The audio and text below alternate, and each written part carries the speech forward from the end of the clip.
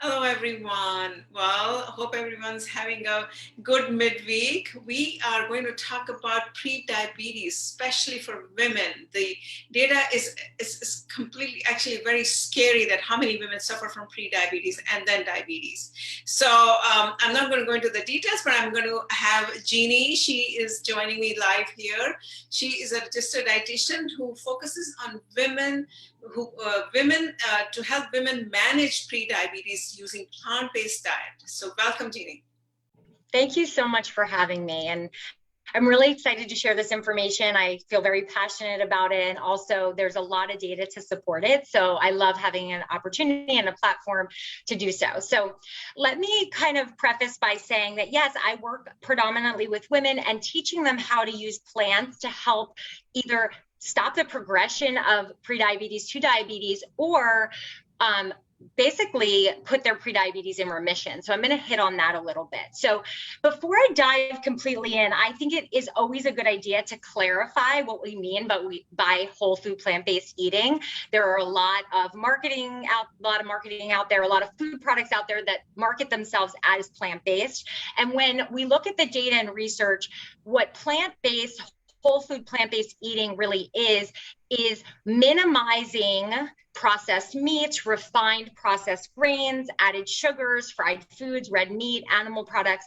So it's a non-processed food choice, right? And we're increasing things like vegetables and fruits and whole grains and beans and lentils and nuts and seeds. So I think it's really important to clarify that because that's where the data supports this for treating and using this type of diet as a modality for treatment for prediabetes. So we're not replacing, meat with processed meat here. We're replacing it with truly plants.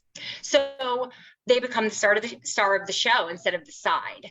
So why are plants important? So we know when we look at the standard American diet that only 12.2% of Americans are eating the recommended amount of fruit and only 9.3 are eating the recommended servings of vegetables per day. So what is happening? And we touched on this already. 6 in 10 adults in the US have a chronic disease and 4 in 10 have 2 or more. And many of these chronic diseases, heart disease, even chronic lung disease, stroke, Alzheimer's disease, diabetes, and kidney disease can be linked with what we're eating, can be linked with the food choices we're making. And obviously, for me, I'm focusing on diabetes with my clients and talking to them about how the lifestyle choices we make and the foods we choose can truly make an impact. So we have power here beyond medication. And I think that's really empowering and really important to call out. The other thing I think that's really important to call out is that when we talk about prediabetes, it's not about going on some strict crazy diet. It's about shifting our mindset and our eating patterns towards plants, because we know through the research that the more whole food plant-based that we can be, the more likely we are to prevent and treat disease. So I love this part of whole food plant-based eating is, yes, absolutely, you have full-blown diabetes, you're managing that. We may need to go a little bit heavier towards 100% whole food plant-based, but in the pre-diabetes days, we really have this power to make small shifts and see big rewards. And I love watching my clients see those rewards. So when we talk about whole food plant-based eating, it's supported from the American Diabetes Association, both in Canada and the United States, that eating a pattern of mostly plants works for blood sugar control and for putting your diabetes or your prediabetes in remission. And I say remission instead of reversal on purpose, because when we're talking about lifestyle diseases, it's not an endpoint, it's a journey. And it's what we're doing day in and day out and doing something sustainable that truly allows us to reach that goal. So if we go back to the lifestyle and eating patterns we were doing when we were first diagnosed with prediabetes, there's a possibility we might be back in that prediabetes range of A1C. So it's really about sustainable, something you can do for a long time so that you can put that prediabetes in remission and reap the benefits from it. So with that being said, let's talk about what the main cause of prediabetes and type 2 diabetes is. This is predominantly the cause for most individuals is insulin resistance. And this is an important piece because when I get to diet, you'll understand a little bit more. Basically, insulin resistant is when our body cells are not able to use insulin, which is a hormone produced by our body that's meant to move sugar out of our blood and into our cells for energy. And when our cells either are have too much adipose or fat in them, or they're inflamed and there's a lot of inflammation happening, it's kind of like having gum in a keyhole. And your insulin, which is the key, can't get in there and help the sugar get out of your blood and into your cells. So this is really where most prediabetes and type 2 diabetes is coming from, this insulin resistance. And what happens is our blood sugar just keeps going up because we have no way of getting it out of the blood. And where whole food plant-based eating matters is that it gets to the root cause of this insulin resistance.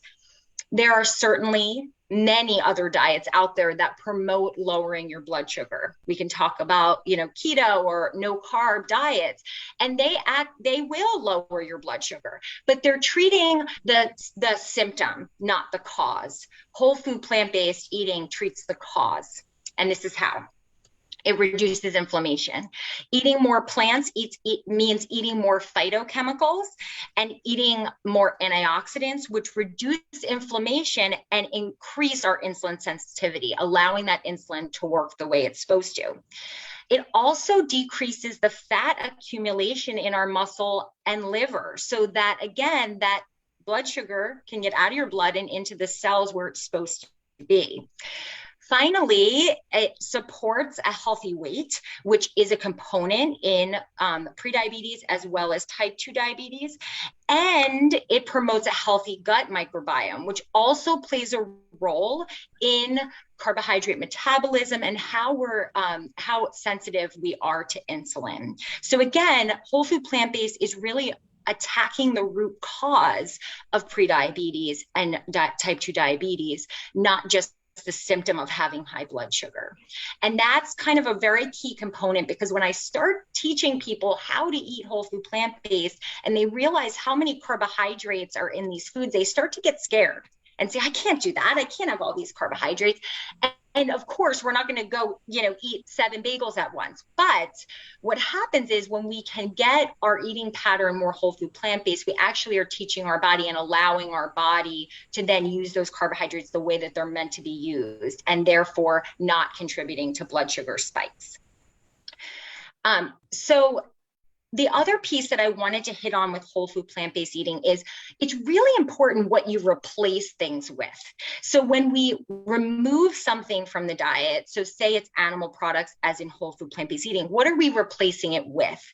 And many people get scared when I say whole food plant-based eating because they say, I can't just eat fruits and vegetables. Well, it's not just fruits and vegetables. It's legumes, like lentils, it's beans, it's nuts, it's seeds, it's, of course, fruits and vegetables and whole grains. So it's a very large list of foods that you can include. And these foods are nutrient dense and very low calorie for the most part. So that's where that natural side effect of weight loss and decreased fat intake that helps with the insulin sensitivity kicks in. So I'd love to share with you some practical tips about getting started with whole food plant-based eating. So if you've recently been diagnosed with prediabetes, there's some things you can start doing right away, lifestyle-wise and food-wise, that can really make an impact and help kind of get you on the road to putting this prediabetes in remission. And one of them is cutting back or eliminating sugar-sweetened beverages. So that's one place that a lot of people aren't looking, that we need to start looking. This includes our Starbucks drinks, not just sodas and not just lemonade. It is also any drinks that we're having of liquid sugar are important for an individual that's having trouble processing that sugar.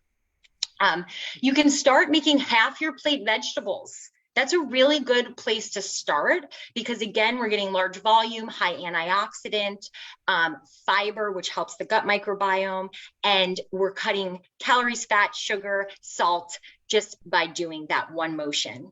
And then finally, looking at food labels and your foods and aiming for foods that have less ingredients or don't even come in a box. By making these couple shifts, you can really start to see a difference. And then, of course, I have some additional tips as well. All right, that was a very amazing, comprehensive, information that you gave us. So I had a couple of things that you actually shared on your Insta page, which I absolutely love the way you've kind of put it all together. Some of the meal ideas, right, for a plant-based, like starting from the base, then the carbohydrate, protein, having a healthy plate. Could you give us a couple of examples on that? Sure. So something that's really important for balancing our blood sugars is making sure that we're having kind of a mixture of nutrients at once. So we've all had this happen before in our lives, right? Where we eat something that is very simple carbohydrate. Our blood sugar, even if you don't have prediabetes, you might get a little bit of a sugar rush and all this energy, and then you crash. And that's really because that food doesn't have the components that help slow how fast that sugar gets into our blood. So what I do with my starter kit that's on my Insta page, you can download for free, is I help show you how to put a balanced meal together that includes a complex carbohydrate, plant-based proteins, as well as optional healthy fats. And those three components together, first of all, help us feel full and satisfied, which is very important. And second, really help slow how fast that sugar gets into our blood. And it makes it so our body has time to process that, and it avoids those spikes and crashes and the cravings that come along with that as well. So I've created like a 6-step method. It always starts with a green leafy base. And I do that for multiple reasons. One is it gives you volume. So when you look at your plate, I don't want to look at my plate and feel hungry before I even started eating because there's nothing there.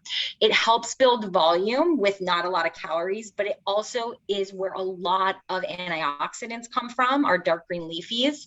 So it's a great place to start with either cooked or raw dark green leafy. And then we incorporate different whole grains. There's so many to choose from. Same thing with plant-based protein, legumes, beans, tofu, soy products, all of those. And then adding color and flavor, right? Because we want it to taste good. So I kind of walk you through step by step how to do that, and then give you some examples on what exactly that looks like at a mealtime. So could you give me one example, if you don't mind? Oh yeah, sure. So one that's like always a big hit, and I make it very often, would be like a burrito bowl, right? So typically, like, we can talk about maybe if you go to like Chipotle or something, right? And they make the bottom all rice, right? Well, I'm kind of flipping the script a little bit and always making the bottom green leafy. So one thing that I'll use here, I'll typically use like spinach because it's a kind of neutral, or kale, a neutral flavor, not like an arugula or something that's super like peppery. And then on that, I would add 1/2 cup, 3/4 cup of quinoa, right? So sometimes I do this hot, sometimes I do this cold. And then you would add some beans. So black beans work really nicely. And then step 4 would be your more vegetables. So the more color, the better. So it would be red peppers and tomatoes, corn if you want. And then my healthy fat would be avocado. And then my flavor would be salsa. This is a super easy one that a lot of people really love. And again, I'm getting all those components to balance my blood sugar, as well as a ton of nutrition, very nutrient dense food without a ton of calories as well. So it really, helps support, a healthy weight as well. And would you add like tofu or some kind of a meat? Well, it's the tofu. Yeah, so the black beans actually would be the protein source, and actually quinoa is a great source of protein as well, and it's actually a complete protein. So those are our protein sources there. And I will say it's a little bit of a mind shift as you get started. All my clients that are kind of starting from scratch, I usually will work with them to kind of do what I call the phase out method, because especially if they're cooking for a family or someone else, it's kind of weird to not have a meat there at first, because especially in the American diet, it's very typical to have meat, especially at lunch and dinner. So it may be that you start by doing half meat, half beans, and then you're just slowly reducing the amount of meat. So you know, it might be chicken, you do some chicken and beans, and you kind of get used to doing that, and then slowly omit the chicken. But yeah, beans, legumes, lentils have 18 grams of protein per cup. So it's very easy to get your protein from plants.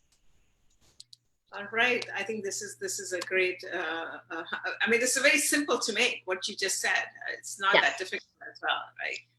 Yes. And like I said at the beginning, it's about sustainability. It's about actually being able to do it and stick with it, because we can absolutely follow whatever strict diet for 30 days and see our blood sugar normalize.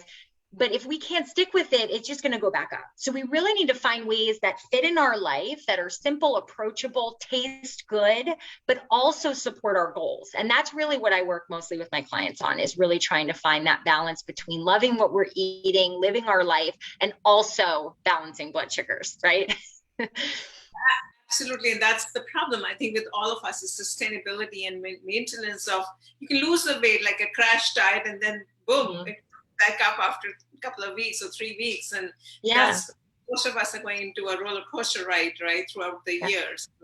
Right. And research really shows that both with weight and blood sugar, it's much more detrimental to have these large swings than it is to have it even a little high but sustained. So I think if we can remember that, like, it doesn't need to be a perfect number with blood sugars, right? But we need to be able to find a balance and not be up and down and all around. It really pays a toll on your body when you do that.